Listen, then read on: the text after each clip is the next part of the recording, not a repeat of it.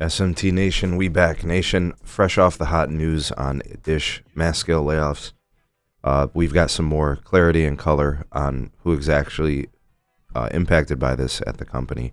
It's a large scale one. It's hitting multiple business segments, and we heard different types of numbers. 20% of the staff impacted.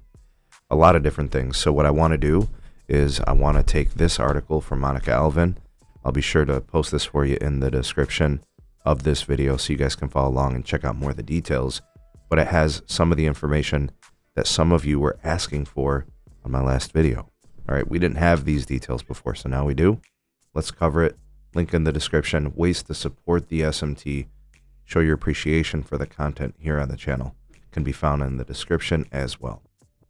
Okay, so Dish announced layoffs at the company.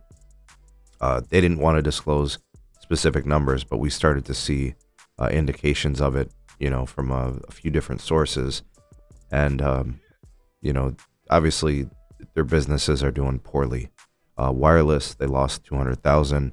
Their prepaid business with Boost Mobile is doing poorly. They are not executing properly with respect to competition within the space. I think we'll also throw in the fact that their core business is failing with respect to, pay TV. That's been a trend that's been ongoing for years. People moving to streaming services. The Sling offer doesn't really grow either, so they're not a part of that long-term success in the industry. But the quote here from Dish, like most businesses, we continue to evaluate, make adjustments to ensure we're set up for long-term success.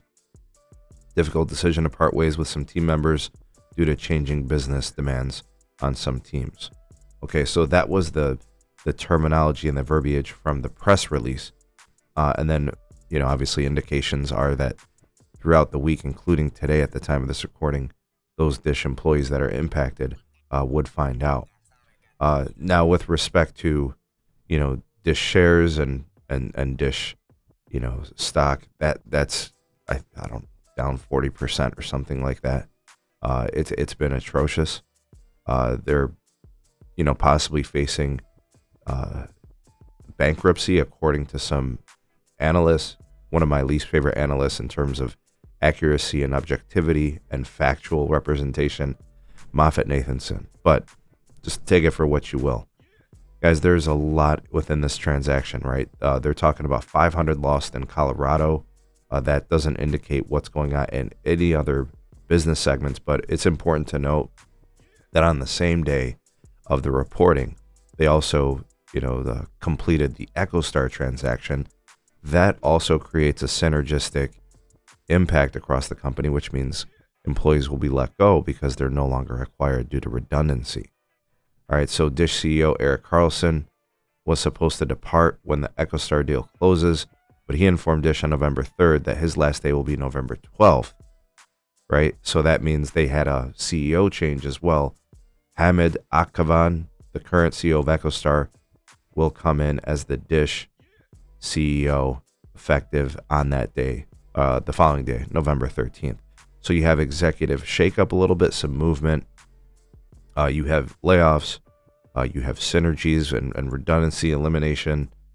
That's basically you have a company that is in transition as they try to keep their head above water and stay afloat.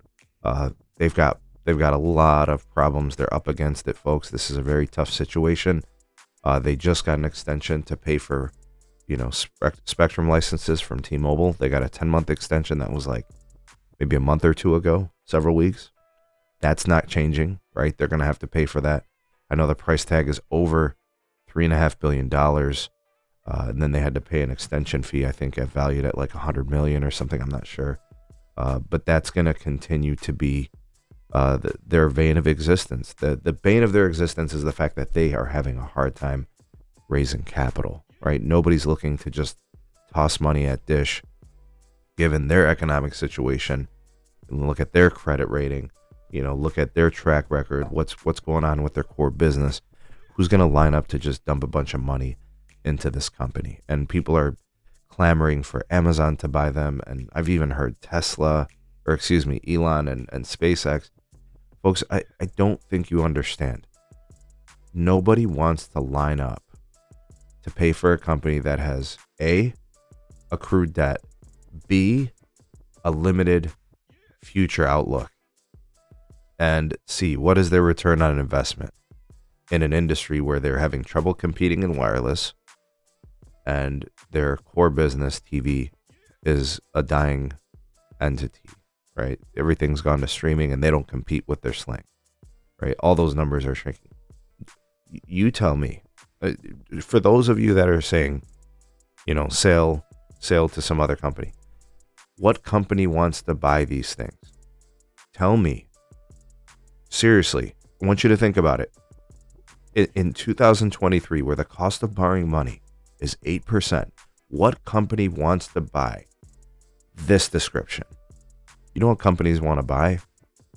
Revenues, growing revenues, margins, free cash flows.